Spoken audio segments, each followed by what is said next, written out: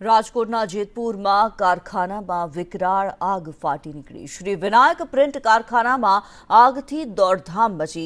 2 fire fighter દ્વારા આગ પર કાબુ મેળવવામાં આવ્યો છે। કારખાનામાં કાપડનો જથ્થો બળીને ખાખ થયો। કારખાનામાં આગ લાગવાનું કારણ અકબંધ છે।